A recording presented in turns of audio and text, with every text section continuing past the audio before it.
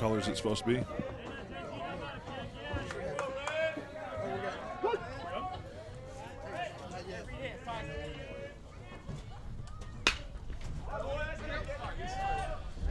Fouled off.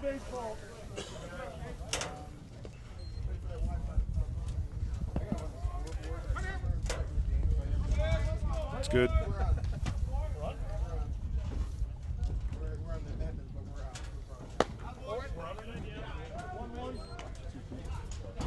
Welcome to the Hawks Live Sports Network, sponsored by MLTnews.com and presented by the Hawks Broadcasting Network and the Hawkeye. Good afternoon, everybody. My name is Steve Willits, and along with Vince DeMuro, we are live at Mountlake Terrace High School. Just getting underway here, the very first batter of the ball game between the Mountlake Terrace Hawks and the Glacier Peak Grizzlies. This is Ray Root up to bat right now. Ray is the shortstop, fouling one off. 2 balls and 2 strikes on Rude. And pitching today for the Mountlake Terrace Hawks, Ben Rainin, sophomore pitcher, making his second start of the year and only his 3rd appearance. Rainin fires over the middle, hit right up the middle. Snagged by the shortstop, throw to first base, not in time.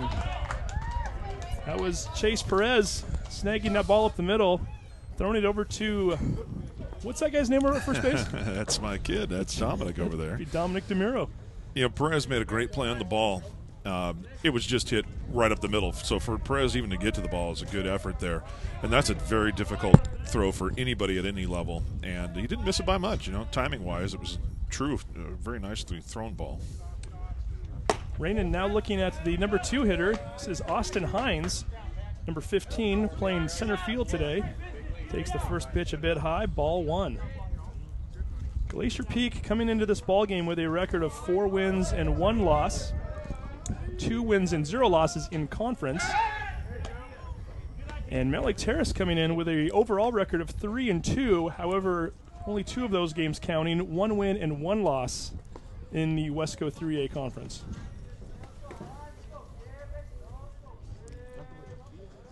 Hines awaits the second pitch. Strike. Throw through to second base. He's out. Rude attempting a stolen base there. Nice throw by Wyatt Allman. Gets the lead runner, and we've got 1 out here in the first inning. Great jump there by Allman to get up and get that ball down in a hurry. Ball is hit just a little bit to the left of the third baseman. That's Daniel Tice over there today. Into left field, and another base hit for Glacier Peak. 2 for 2 now. As Austin Hines stands over on first base. 1 on, 1 out, and that will bring up Branson Barncutt. Barncutt playing third base today, wearing the number 7. Low and outside, ball 1. Boy, that put out by Allman is huge then, because that base hit to left would have scored the runner easily from second. Wind up in the pitch, outside. Oh, I stand corrected. Strike. Is this the same umpire we had the other day? At the you know, I don't know, but I can tell you right now that Wesco umpires like the outside corner plus. So far, that's a trend anyway. And that was definitely outside plus. Brandon fires one up into the middle. Might be into the gap. Hustling back and just not able to make the catch is number 22. Is that Yoshida out there? We're getting prepared. That is Yoshida. Just couldn't quite come up with that one. Hines is going to end up holding up at third. Barncutt's on second. 2 on, 1 out. And that brings up Tanner Braun, number 32, playing first base today and hitting in the cleanup spot. Well, that was a well-hit ball, wasn't it, Steve? That was a very nicely hit ball. Nice job on Yoshida's part just to get to it. Almost came up with a catch. Unfortunately for the Hawks, couldn't quite make it. Braun lines that one into the gap, right center, bounces right in front of the right fielder. And that will score 2. Glacier Peak up early, 2-0. Drew Sears out there playing right field today. Not much he could do with that one.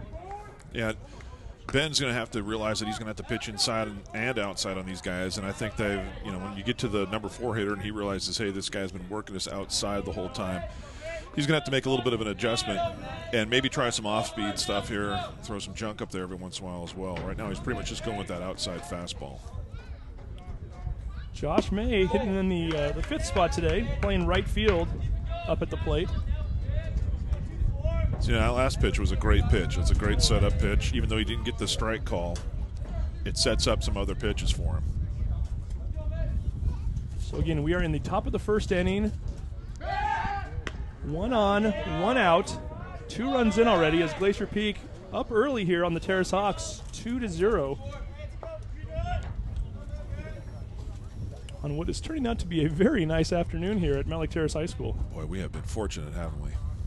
A little bit high ball too. Yeah, you cannot beat this kind of weather. This time of year, you never know what you're going to get. And I'm knocking on wood right now. No signs of rain anywhere in sight today. I think we're going to be okay. And hopefully the only thing that the rain will stay away, but the Hawks bats, one is they're going to need something when they come up here in their bottom half of the 1st. Swung on and missed. Pickoff move just back in time. That one was close. Tanner Braun diving back in. Wyatt Allman making a nice throw down to DeMiro. I thought they had him, Steve. I did too. Unfortunately, the umpire thought otherwise. 2-1 count, still with 1 out. And May awaits the pitch. High, ball 3, 3-1. Rainin pitches. He's kind of a stand-up pitcher. He's most effective, I've noticed, in this early part of the season when he really finishes strong and follows through. Sometimes he gets caught standing up. And I'm told he has a very nice curveball. If his curveball is working, there's not too many better curveballs in Wesco. It's legit. It's just a matter of getting it to work for him. And he is only a sophomore. Yeah, you got to keep reminding yourself that, too. And certainly when you have a sophomore pitcher of that caliber, you're going to have your ups and downs. Swung on and fouled back. That brings the count full. There's that inside fastball that he's got to throw in order to protect that whole plate. Guys can't just start keying in on one half of the plate or the other. Rainin looking in for the count. For the pitch. Once again, it is a full count. Swung on and missed. Strike 3. Throw down to second. Not in time. Wow. Bounce might have been just a little bit high, and unfortunately for the Hawks, Tanner Braun able to get in there. He does get a stolen base. However, on the play, May strikes out. 2 outs here in the 1st inning, and that will bring up number 9, Casey Welsh, who is playing designated hitter today.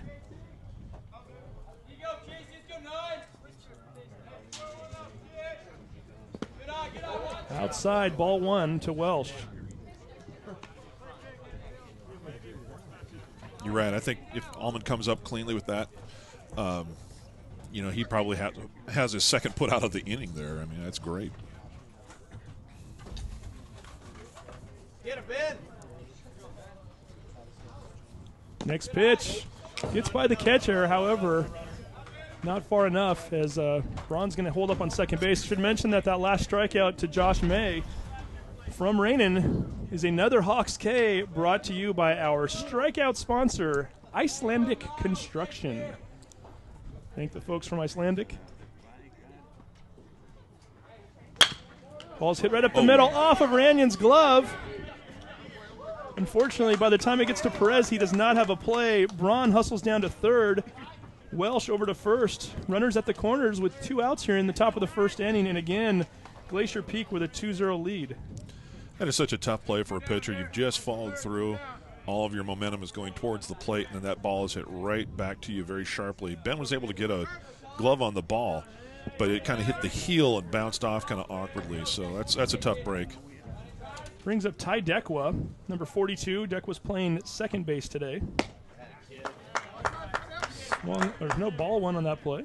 Actually, that is a strike. Okay. Yeah, swung on. I was trusting the scorekeeper. I was looking down for a second. The guy running the scoreboard, he's a little bit shaky today. I'm not sure. Who is that guy running that scoreboard? Man. Is that you? I got like 8 things going on here.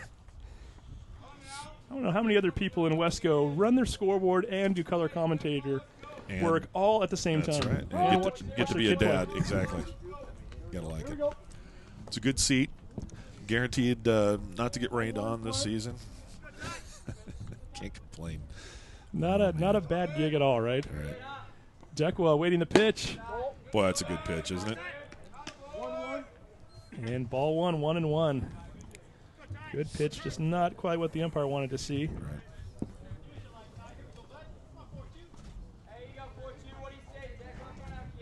Decwa waits the next pitch. Again, 1-1, 2 outs. Runners on the corners. Ball gets away from Allman as he looks Ben's around going to help for it. him out here, yeah.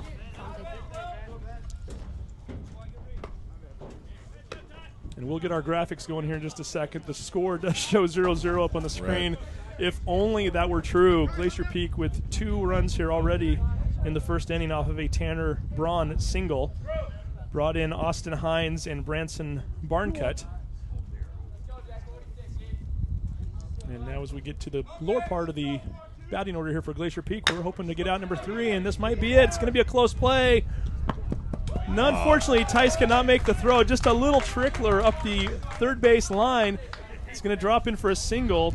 On the play, Braun scores. Glacier Peak 3, Mountlake Terrace 0. Seriously, you couldn't have bunted the ball any better. That's a swinging bunt right into no man's land between the pitcher and the third baseman. Of course, Tice is playing at 2-out depth there, so that's a long ways for him to have to go to get to the ball. That's a tough break. Yeah, I'm not sure that's what Decwa had in mind, but it probably works better than anything he did have in mind. And this will bring up Sean Elledge, a name that we are very familiar with. Sean, let's see, we'll talk about some of his accolades here in just a moment as he awaits the next pitch from Ranyon. High ball 1. Elledge was a all-Wesco football player. We saw him play a little bit of running back, wide receiver. I know he was the Everett Herald Defensive Player of the Year in the area. And then, oh, by the way, if that wasn't enough, he went out and I believe won his 2nd wrestling state championship of the year. Not a bad athlete. Elledge looks at that one. 1-1, I guess. 1-1. I've got to start watching the umpire more and less of the the opposing batter's box or the opposite batter's box. It's true, isn't it? Less of that scoreboard out there. I keep trusting it. Geez, Elledge hits one deep to left field. It's going to go all the way to the wall there. As that one could not be fielded by number 12. Is that Quentin Bernard out there? I believe it is, yeah. That is Bernard. Runs come in to score. And unfortunately, this is not a good top of the first inning for your Hawks. Glacier Peak with a 5 spot here, and the inning is not over. Elledge ends up on 3rd with a 2-run. Yeah, I guess you got to score that triple. A triple on that play. We've seen this a couple times from the Hawks outfielders trying to make that play, and you have to recognize the situation. Right now, your pitcher's struggling a little bit. Actually, he hasn't walked anybody, so that's not the issue. But in terms of just kind of getting hit a little bit, as an outfielder, you just got to go get in front of that ball. It's going to drop, so it's going to happen. But if you dive and it gets past you, then 2 runs are going to score instead of just. Actually, it probably would have just been a long single there. Maybe a run scores from 3rd, but you just have to recognize the situations. And so far early in the season, the Hawks outfielders have been aggressive at times when perhaps they should be a little conservative, and conservative at times when it would have been okay to be aggressive. And that's something that they'll have to pick up on as the season progresses. So Ranyon really having trouble here thus far. There are 2 outs, however, one of them was on a stolen base attempt. Glacier Peak batting 7 for 8 so far in the game. Number 9 hitter coming up to the plate right now. And this is Connor O'Donnell. Are you kidding me? Hits one to the second baseman. It's going to be a close play. He's out. Finally, Jeez. The Hawks get out of this inning here. That was Jason Shavinko with the throw. But unfortunately for the Hawks, the damage has been done. Glacier Peak in the top of the first inning, 5 runs on 7 hits, 1 runner left on. We go to the bottom of the first inning. Glacier Peak 5, Mountlake Terrace 0. If you've been wanting to get back in the game, whether it's baseball, softball, or improving your fitness level, Edmonds Sports Academy is the place to go. Edmonds Sports Academy. Believe in the power of play. You can call them today at 425-772-1901. That's Edmonds Sports Academy, 425-772-1901. Today's game is also brought to you by North Pacific Properties. Father and son team Brad and Ted Sturgelson have a combined 27 years experience, and they specialize in listing homes and working with beginning buyers. North Pacific Properties, working twice as hard for you. You can call Brad at 206-450-7745. That's Brad, 206-450-7745. Or you can call Ted at 206-229-3647. Again, that's Ted, 206-229-3647. That's North Pacific Properties. So, Steve, the Hawks have their work cut out for them here. Holy smokes. Giving up a 5 spot, one of those crooked numbers early on in the game, is not something you want to do. And, Glacier Peak's pretty much had everything go its way so far, and the Hawks even haven't yet come up to bat. So hopefully, turnabout's fair play. Maybe the Hawks can get some things going here, because we know that the Hawks are capable of swinging the bats really well and scoring runs whenever they need to. But it's a whole different mindset when you kind of perceive the scoreboard as being an uphill climb. You just need to chip away and then shut things down in your half of the inning out there on the field. And we know that the Hawks have seen this kind of a situation earlier this year. I believe it was in the Cascade game. Is that correct? Yeah. 12-1 deficit. Yeah, They almost exactly. came That's a back good and won that example, one. right? Yeah. Down 12-1 for all intents and purposes, completely out of the game. And then, here comes 8 runs, and here comes another run. So it was 12-9 by the end of that game, and things were looking a lot better, even though they lost. So Jordan Yoshida, the center fielder, to lead it off here for the Hawks. First pitch, he pops right up. And over on first base, that is Braun with the easy out in the just out in the foul territory there. One away. So that's how you don't get back into a game quickly. You got to look at a couple pitches here and make their pitcher work. Take some pressure off you guys. You just spent 20 minutes out in the field here, and your pitcher needs a little breather. You got to look at a couple of pitches as that leadoff hitter, and that's another lesson that the Hawks will have to learn. Jason Shavenko up, and immediately he's swinging away. Strike one. Shavenko, the sophomore, we talked about it a little bit earlier, had a nice season last year as a freshman. Got a chance to play quite a bit. So was batting .290 on the year in limited action. Swung on and missed. Strike two. Shavenko actually leading the team right now with a .438 batting average coming into today. 7 for 16, 4 runs, 2 RBI, and 2 doubles. So not a bad player to have up right now. By the way, he's also tied with Drew Sears for the stolen base lead with 3. Ooh, and Shavenko gets hit in the head. Shakes that one off pretty quickly and immediately runs down to first base. Wow. Boy, that was close. That took my breath away there for a minute, Vince. So Shavenko could hear that one up here in the booth. Yep. That's why you wear those helmets. And we hadn't seen a breaking ball yet.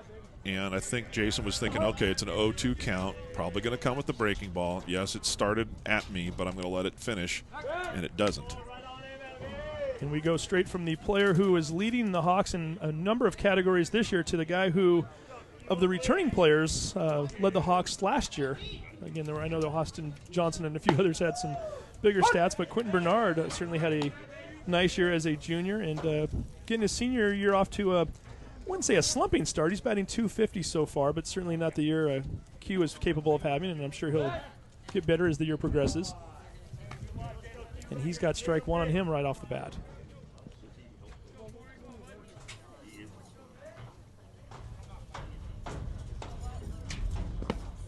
Low, as we should mention also, Mitch Poorman, the pitcher today for Glacier Peak. And again, we're kind of limited sometimes in these the baseball world as to what kind of stats we get. Was trying to do a little bit of research online today. It looks to me as though Poorman's primary function so far this year, most of his outings have been in relief, if not all of his outings, as he's been kind of a short reliever in the middle at times. And I think due to some shuffling of the rosters today and the fact that they've got 3 games within a 4-day period, meant that he was going to be put back into the starting lineup, and we'll see what he can do here as a starting pitcher. Bernard fouls that one off. 1-2 is still the count. Yeah, Poorman throws the ball hard. There's no question about that. We haven't exactly seen him spot a pitch yet, though. And the Hawks batters have got to recognize that. 1-2 pitch. Fouled off once again. This Bernard's making Poorman earn this out here, or earn this pitching matchup. Yep. Should mention that Glacier Peak and Mountlake Terrace changed the format this year a little bit in Wesco. These two teams are going to play each other 3 times this week. We'll talk about that here in just a moment as Poorman fires back. And another fouled off pitch by Bernard. Still 1-2 count. In the past, teams in the same division as you were teams that you played twice. This year is a 3-game matchup for all 4 of those other teams, I should say, as it's a 5-team division. I think it's great, by the way. I think it's wonderful. You're going to see, every arm the other team has. You're going to get a chance to, go back after the first game. If you've won, you're going to go, wow, we did these things right. If you lost, you're going to. There's the first breaking ball from Poorman today. So. Breaking ball for strike 3, and Q is out. That is 2 outs in the inning. Yep. So I like the 3-game series. Then you alternate year after year. The idea being you alternate the home and away advantage. So the Hawks are going to get the peak here twice, and then next year go up there twice. And now batting cleanup, number 3, your RBI leader this year so far for the Hawks, Dominic DeMiro. How does that sound? Vince Sounds DeMiro? good. Yeah, it sounds real good. You got your kid out there leading the team in RBI with 9 so far. Yep. It's kind of an unusual spot for him. He's, on this team, that's the logical spot for him in the lineup, I think. But he's not always been there in his career. 2-0 is the count to Dominic. Spent a couple of years pretty much exclusively switch hitting, and it'll probably bother him that I say this, but I still like to see him swing from the left side. It takes a lot of work to do both left and right, and he's a left-hander but likes to swing from the right side. Batting 5 for 13 for the year, fouls that one off. 385 batting average, along with 2 doubles and 1 sacrifice. So it's not as though he's hasn't hit any triples or home runs. He's just coming up in getting some nice. I was going to say wood on the ball, but it's not wood. It's metal, just at the right times, and consequently he's got 9 RBI through 15 at bats. 400 on-base percentage, 538 slugging. Yeah, I think if he can maintain those numbers, that's fantastic, and the team needs him. That's why he's in the 4th spot, and there's a runner on, and obviously Shevchenko's trying to get over to second so that he can be in scoring position. Poorman recognizes that, and they're holding him on. 2-1 is the count. 2 outs here in the inning. Swung on into foul territory. It's going to climb over the fence and out of play. 2 balls and 2 strikes to DeMiro. Again, Shevchenko on first base after being hit by a pitch. I think Dominic's power to the right is something that he's worked on, and it's a function more of just how he's worked on his hitting, that he naturally has some power to right, and I think that fools some teams. Poorman winds, pitches. A little bit low, full count to DeMiro. Pretty good discipline to stay off of that one. That looked really good coming in, and that was the pitch that got Q. So maybe they had a little discussion about that pitch. Watch for this one with the 2 strikes on you. Full count to DeMiro. Shevchenko off and running, foul ball.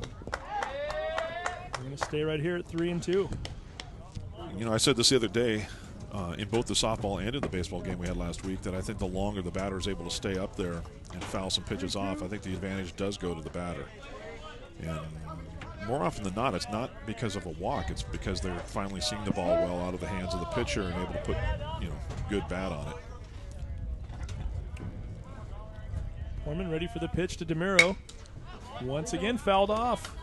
And we are still looking at a full count here. It's nice discipline by DeMiro, keeping the at-bat alive here.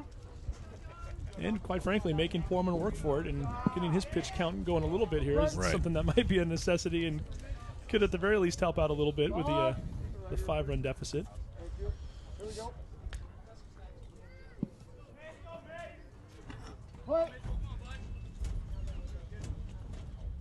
Poorman looking in right now. It's Connor O'Donnell catching today. And the pitch. Fouled out of play once again. Still a 3-2 count.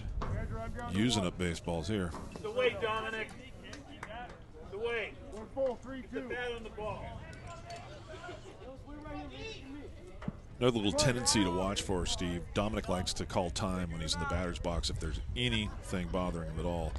And remind me of that because I want to bring up something else that happened last week. Sure. There's a good bat and right there. Very good at bat as he works the count to it must have been about a 9 or 10 pitch count, and finally walks ball 4.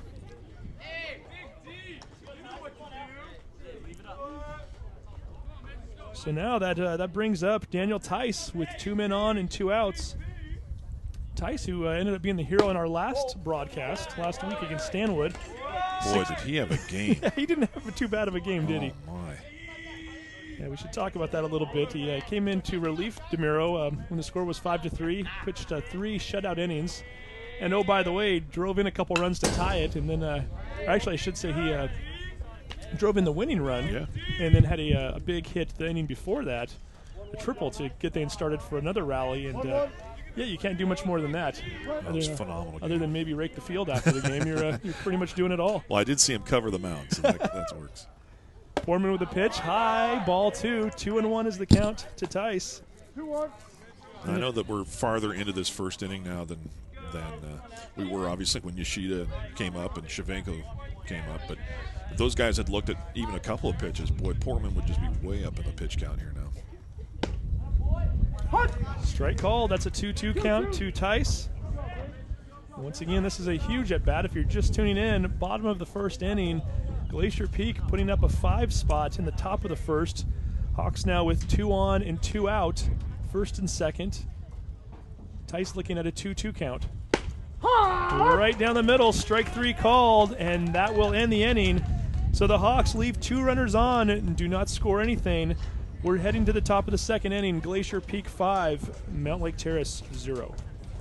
In April, Mountlake Terrace residents have the opportunity to say yes for progress and yes to the bond issue that will bring back City Hall to the town center and provide funding for a multi-purpose community gathering place.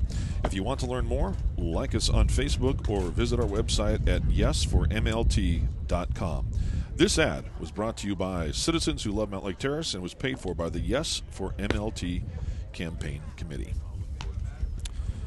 Sports injury or auto accident? Visit Back to Action Chiropractic for results you can feel. Located at 6603 220th Street Southwest in Mountlake Terrace, they've been helping Hawks for more than 16 years. Call them today at 425-670-2600 or visit them online at backtooaction.com.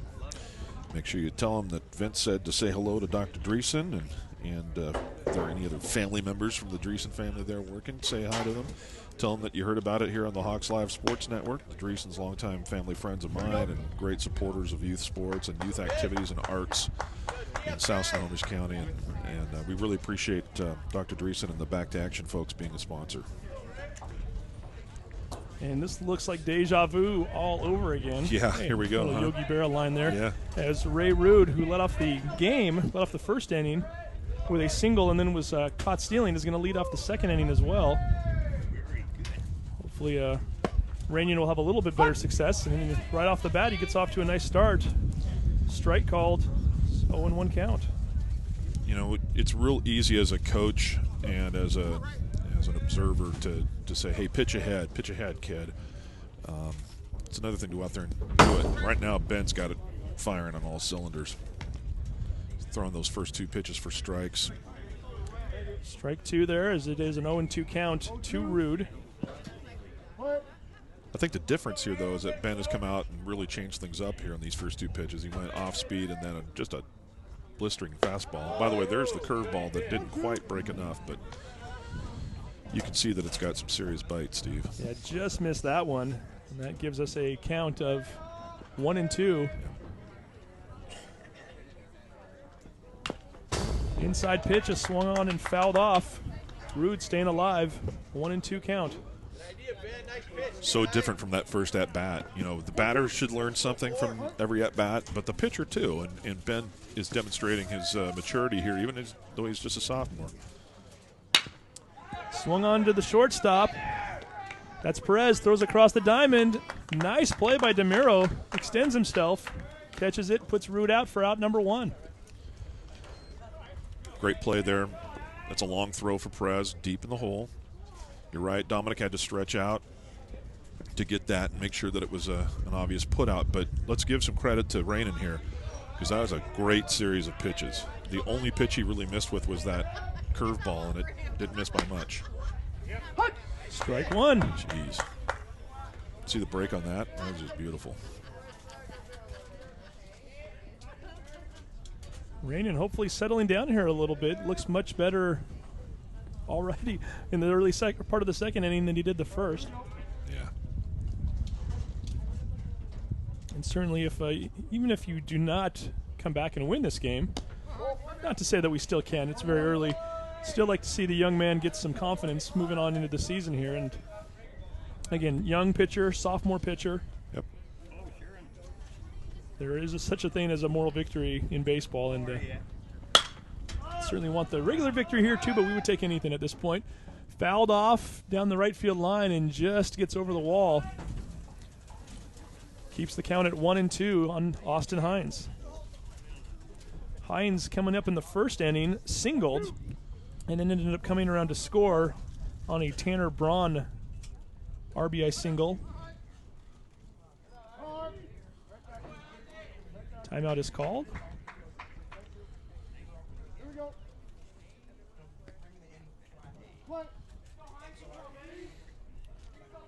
Rainin ready with the pitch. Ball 2, 2-2.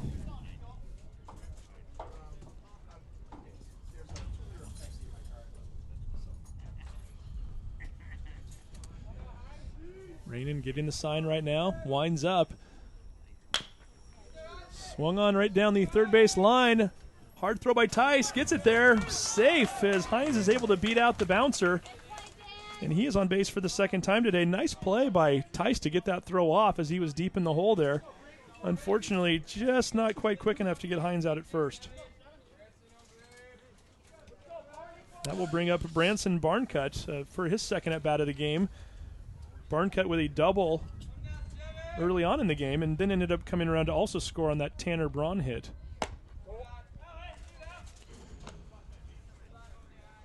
Yeah, I think Tice did just about everything he could there. First off, he made a great play to get the ball, because if that goes down the line, that's, you know, at least a double.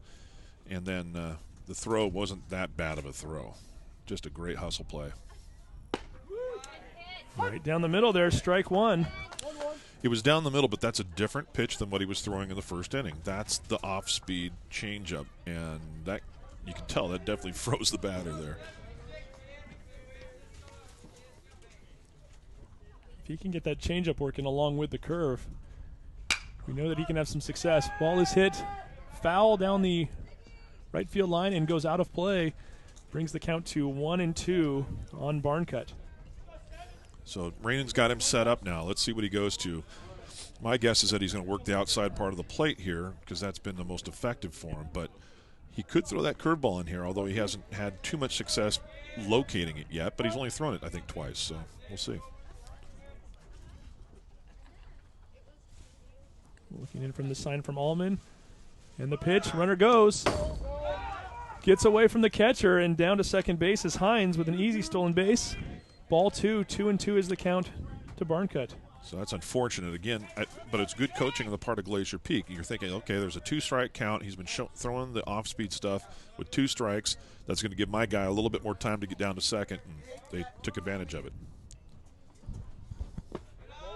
And just a little bit outside, I guess. Ball 3, 3-2. Might have been low.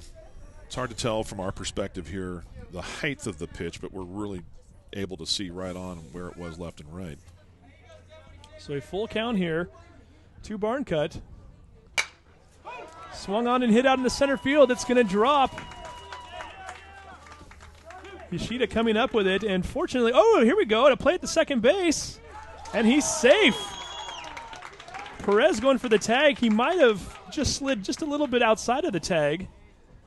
Give some credit to Barncutt on that play, as I believe, knowing that Perez was going to be coming in on the inside of the plate, he just slid a little bit to the outside, maybe just outside of the extended reach of Perez, and he gets into the base there. Fortunately for the Hawks, Hines stays on third. So we got 2 runners on with 1 out. Wow, I can't imagine. That was a fun story to read. Yeah, I imagine it was wasn't probably fun for him to write too. Yeah, But, yeah. I've had the very, very good fortune to know a lot of those young men and their families. My youngest son, Dominic, out here, who's playing first base right now, played with just about all those guys at some point or another as a 13-year-old and then beyond that. And we went and watched a couple of the games when they were, plowing their way through the competition here in the Pacific Northwest anyway, and then of course followed them on TV like everybody did from this area. But what a great group of young men. And we should point out that was the Little League World Series of 2008. Rude lines that one into shallow left field, another base hit. And he is on first base. Yeah. 1 on, 2 out. And that I won't say will bring up anymore as we're doing a lot of substituting, should bring up Austin Hines again for his 4th at bat. Oh, nope, it's number 5. There we go. Just to keep you, definitely keep your pencil dull over there. It's working as now we've got Marcus Baroch up for the first time today.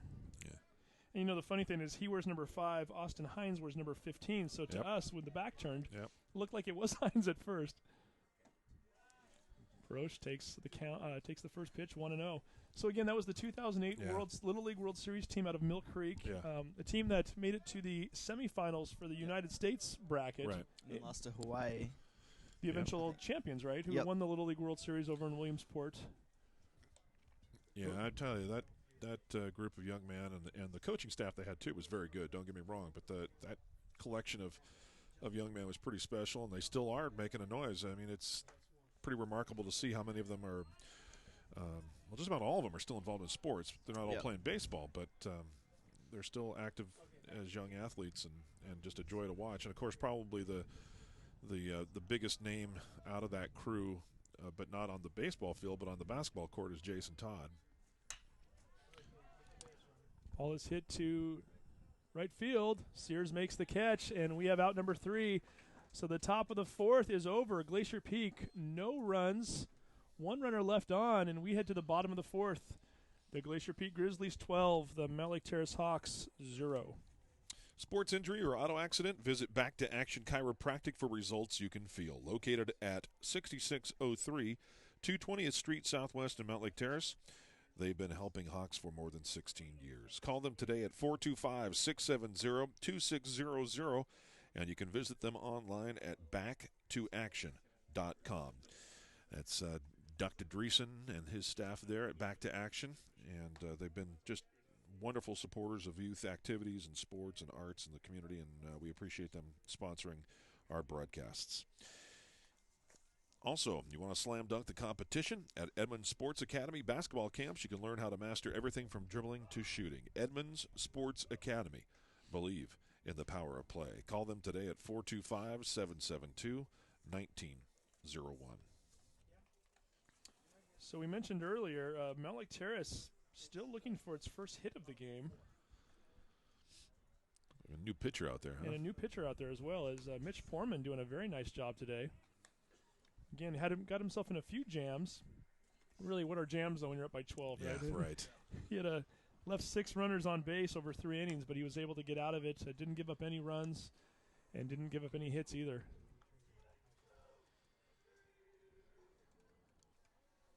And right now we've got number 22, Cody Campo, relieving Poorman, getting his first action of the game.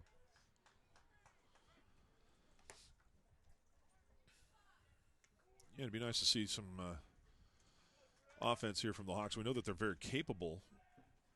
There have been times where they've just absolutely exploded and done some great things, and moving base runners over, hitting behind guys on the base pass. But you know what? Today it's just been so much Glacier Peak that it's hard to think, okay, we're down 12. Am I going to go out there and try to make something happen, or just swing the bat, or am I going to work on something?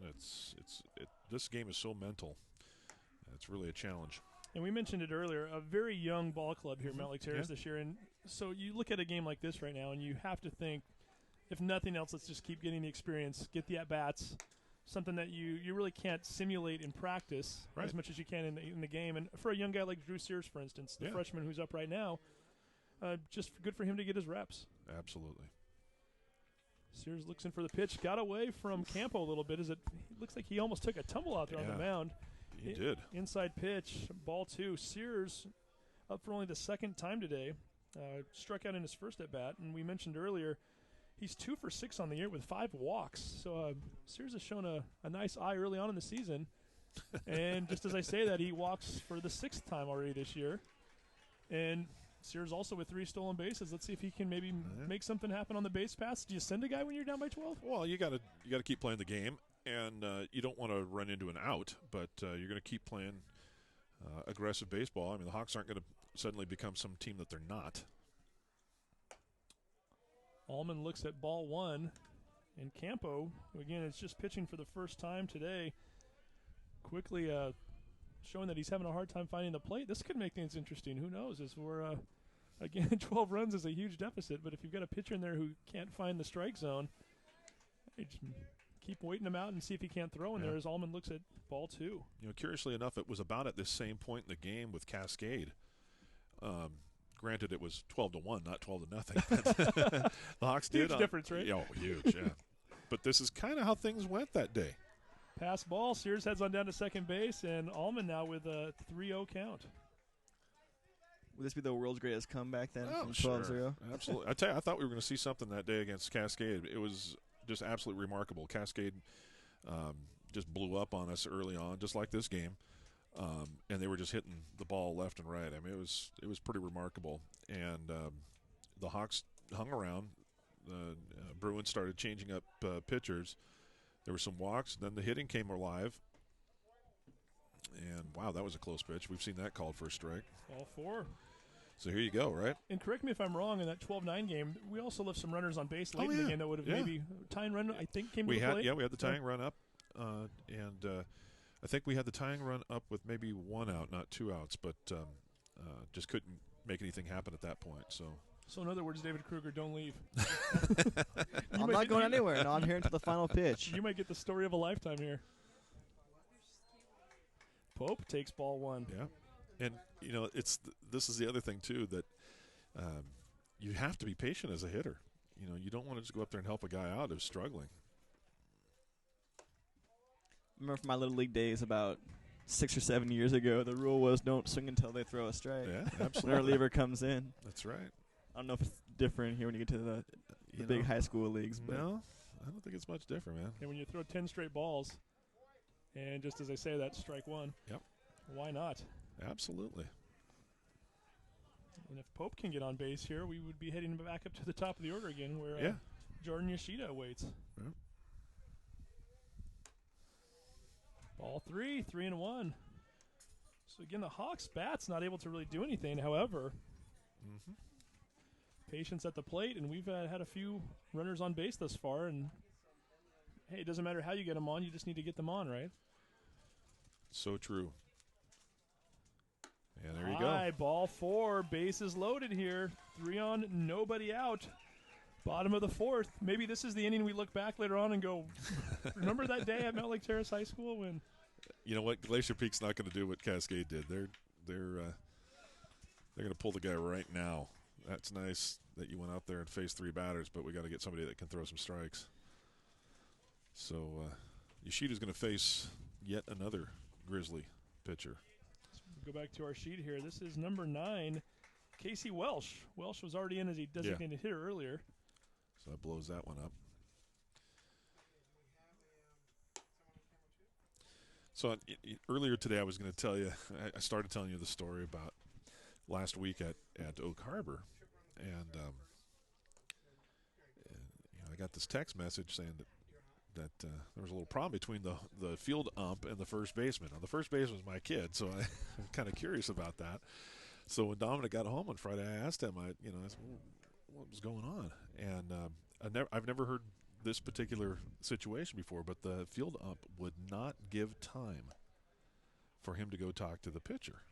And, he's easily the most experienced. He and Bernard are the 2 most experienced varsity players out here, and part of his job on the field is if he's playing first base and the pitcher needs a little time, or maybe Dominic's seeing something. Hey, you call timeout, you go over there and you support your pitcher. And Hawks were struggling a little bit. Had a couple weird balls bounce, funky on you, and he wanted to go talk to the pitcher, and the field ump got right in his face. No, I'm not going to give you time. What do you need time for? And just about ran him. Wow. So I haven't heard of that before, but now I'm curious. I want to know who this umpire was and find out what the problem was. I've never heard of such a thing. I mean, at any level. So we'll see. Hey, let's see if Yoshida can get some things started here, and the Hawks can have some fun and get some numbers up on that board, huh? Yeah, again. Are you curious as a broadcaster or as a parent about what the umpire was doing there? All of the above. Yes. Yes, I am. Yeah, you definitely. It's fun for me because, again, Vince and I have worked together here for a whole season now of baseball and, well, not a whole season of baseball, but football, basketball, and we've done a softball game, and the facial expression last week, I think, when Dominic got called for a balk during a pitch, that was fun for me. I'm not gonna lie. Thanks. I looked at him and I'm thinking, is that the color commentator or is that the dad I'm looking at? And it definitely was a darker shade of red, at least at that point. Holy smokes! And strike one there. Guys gonna cover some Terrace Summer League basketball, or what are you guys gonna do when spring sports are over? That's a very good question. After the year we had in basketball, I wouldn't mind that. We'd be all right with that. Yoshida check swing, strike two. 2-2 is the count. Again, 2-3 on, nobody out. And we've got a whole ton of good sports anyway. Our track team is really fantastic right now. Unbelievable, yeah. Something we haven't talked about yet on the air, but looking good all around. Yoshida hits it to the second baseman, flips to the short for one, on to first, double play. However, the good news is Drew Sears comes around to score, and now we're only down by 11, so it's 12-1. Yeah, it's a tough break, though. And, hey, in all seriousness, you always feel better about getting at least one up on the board. You don't want to walk away with a shutout, so we will take that. And stranger things have happened, but at the very least, we can say we're on the board. If I could get the scoreboard to work. Oh, now I got two up there. That works, too. Yeah. For those wondering at home, the scoreboard is up and running again in center field. Unbelievable. Yeah. Yeah, imagine if this was like a 3-2 game right now when we had parents out there just screaming up at the booth here at Vince. And I'd get my whiteboard out and start holding that up. Yeah. This is Jason Shavenko up again, and Shavenko's got to be a little nervous. He's had 2 at-bats, and he's been basically plumped in the head both times. Is one time a very scary play. We can joke about it now as he's okay, but ball was up high in the head range. The second one might have even got part of his back. This time he pops up, catcher waiting for it. Not going to get it. Fortunately, he's not going to get it. It goes up into the netting. That's a home field advantage right there, I'll tell you. Boy, I'll say. Or disadvantage. It's quite the net. Well, it's one of those deals where it wasn't there originally, and so many balls went right behind us, as you can imagine, and the neighbors back here, to their credit, were pretty patient, and I think their patience ran out, so that net had to go up.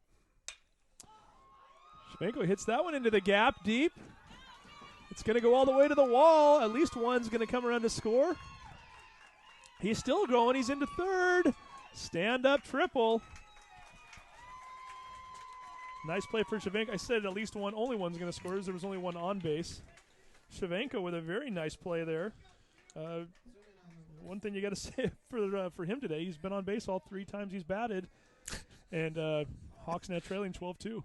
Did you see what just happened? I did not. Okay, so when the balls do get caught up in that net, they eventually supposedly find their way down through the only hole that is in that net.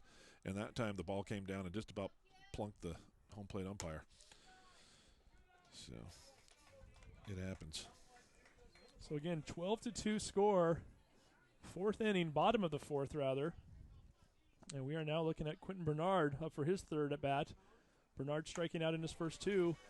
Quickly, he has a 1-1 count. So again, if you're looking for a suspenseful moment here, or something to kind of keep the drama going, do you get that run to get it within 10 and try to get yourself a 7-inning game out of this, or? That's what I'm worried about. Yeah. Look at the scoreboard. Did you say worried or wondering? Both. He's impartial. He doesn't root for a team like we do, but jeez. Hey, at least it's not raining. That's true. You know. That's true. At this point, we might take that, though. Oh, Bernard hits it over to my. the third baseman, bobbles it. Everybody's safe. Shavenko comes in to score. Hawks showing some life here as they now have 3 runs here in the bottom of the 4th, and suddenly Hawks are within 9, 12-3.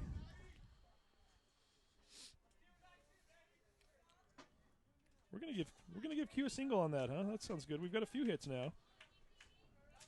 So the one thing we were worried about, besides the fact that were being shut out, was the fact that we hadn't had any hits, and suddenly we have a couple of those at least, and trying to make this game respectable. And hey, once you get past respectable, Yeah, you get a few of these runs going here, and you never know. Maybe you have a shot. that's right. Just told that the JV squad of Mountlake Terrace beat Glacier Peak 1-0 today. Nice game for them.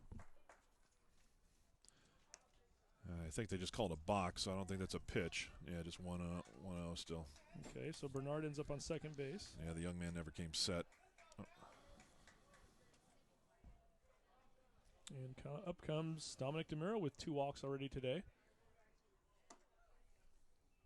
High 2-0. This is where it takes a little bit of discipline as a batter. You get 2 outs up there, and you got a guy in scoring position now, and you don't want to swing at a bad pitch here. Ball 3, nice eye. On the other hand, you're the 4-hitter, and you're expected to go out there and drive some runs in. So you got, but Dominic's been around the game pretty much his whole life, and he understands the situation. Hey, down by 9, you just need runners on base mainly too. That's the main thing. Yeah. Get on there and don't worry about driving a guy in. There you go. So no. What just happened? That's what I'm wondering. I think we must have just missed another balk as they just sent Bernard down to third base. You're right. So there's no pitch. Yep. 2 balks on this at bat alone, and Bernard has gone over from first to third, again with 2 outs here in the bottom of the 4th. Strike 1. The funny thing is, if Dominic had gone out there and hit that ball, it's a live ball. So it wasn't that far off the plate. As a batter, you can recognize that too. If the field ump throws his hands up as a balk, you've got basically a free pitch. 3-1 count, lined up the middle. DeMiro with his 10th RBI of the year. Hawks with 4 runs here in the bottom of the 4th. 12-4 ball game. Well, there you go. You're going to keep pitching to him. They probably wish they'd have walked him at this point. It's starting to look like Cascade all over again. Got a little bit of that feel to it. Let's see what Tice does. Tice was a pretty important part of that rally. Tice lines one right to the third baseman. Throws it over to second for the easy out. DeMiro sliding into the base, but it's too late. Again, the Hawks coming up with a 4 spot here in the bottom of the 4th. We head to the top of the 5th. Glacier Peak 4, Mountlake Terrace. Glacier Peak 12, Mountlake Terrace 4. Wishful thinking on my part. Yep. Hey, clog, drain, or other plumbing problems, call Action Jackson Plumbing for 24-hour service. Owned by a lifetime Edmonds resident, Action Jackson is the drain cleaning specialist, clearing most internal drains for $99 plus tax. Call them today at 425-877-5601 or visit them online at actionjacksonplumbing.com. Sports fans, do you want to know when and where your favorite teams in Wesco are playing and who won last night's game and what the current standings are? Well, check it out at wescoathletics.com. All the information is entered by athletic directors and coaches, so you know it's accurate and up to date. And that makes wescoathletics.com the place to view official schedules, scores, standings, and photos for all schools and all sports in the Wesco Conference. So go online today. You can follow them on Twitter, become a fan on Facebook, and check out wescoathletics.com, the official website of the Wesco Conference. Speaking of websites, Steve, I just want to give a nice little credit and shout out to some students that I work with on the Hawkeye. They found out last week that they are, because of their work on their current website, thehawkeye.org, a finalist for what's called the Pacemaker Award. And I'll tell you about that here maybe between pitches or something, but a very, very nice award. And by being a finalist, they're going to get a nice plaque regardless of whether they are a national winner or not. So they're pretty excited about it. And again, how many folks were nominated? That's a good question. Pulled sharply down the third baseline there. And again, this is Branson Barncutt, the third baseman, up once again. He is doubled in the first, singled in the second, doubled in the third. He scored 3 times already today. Got him down for at least 2 RBI. And, not a bad game for him. Hits that one over to Perez. Throws it over to DeMiro, and he is out. 1 away. He's got some good speed, doesn't he? He does. So, yeah, they're, of all the high school news websites in the country, the Hawkeye is identified as one of the top student websites and student news publication websites. So that's a lot of fun. They'll find out exactly where they finish next month in San Francisco at a national convention. And Tanner Braun up again, another player who has 3 at-bats before this one. Come down for 2 singles and a strikeout. Braun, having a nice season. We were mentioning that earlier, David Kroger. You might have more stats than we do. It was interesting. His strikeout, he even got an RBI on. So that was the pass ball. So I mean, even when he strikes out, he does well. He bats runs in, and he hits that one into center field for a base hit. He's on base for the 3rd time today. Also, I believe their number 1 pitcher on the staff, who we will probably see not on the broadcast side of things, as we will not be broadcasting another game this week. However, I'm sure he will be pitching either tomorrow or Friday for the Grizzlies. Josh May coming up for his 4th at bat. Another guy who already with a couple RBI today, a couple singles and a strikeout.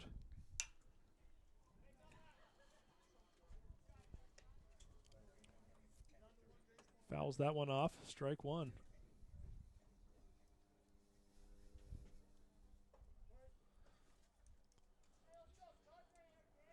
Clausen looking in for the signal.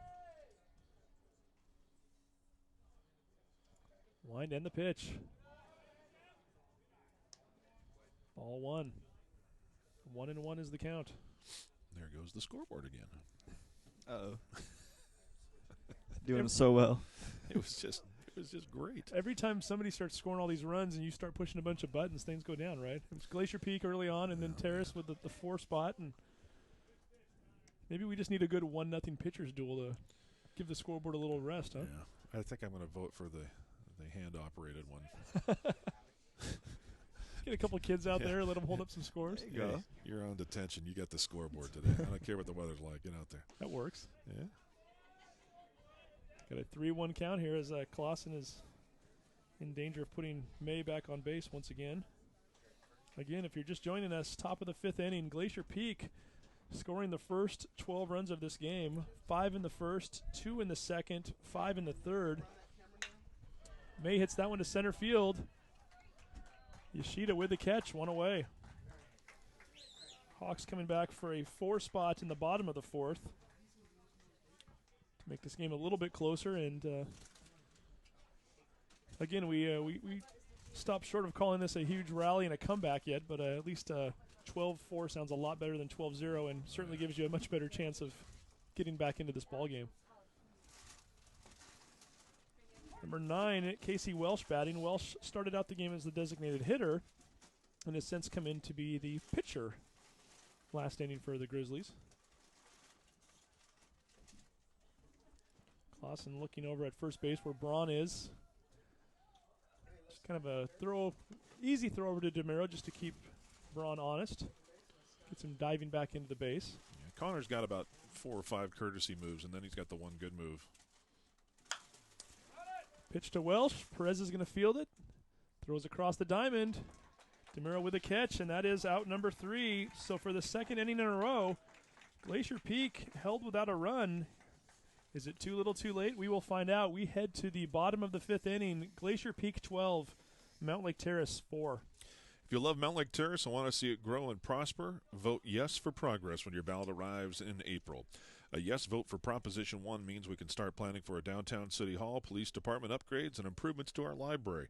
And it means that we can all have a say on how our new civic center will serve us. This ad is brought to you by the citizens who love Mountlake Terrace and was paid for by the Yes for MLT Campaign Committee. Just another reminder that this is the Hawks Live Sports Network, sponsored by MLTnews.com and presented by the Hawk Broadcasting Network and the Hawkeye. And all the students and of course, our amazing broadcast instructor and advisor at Mountlake Terrace High School, Angelo Camo, on site today. And HBN will also be represented at the National Journalism Convention next month that I was telling you about. And just looking forward to next year, too. One of the little byproducts of these broadcasts this year, Steve, is that D'Angelo has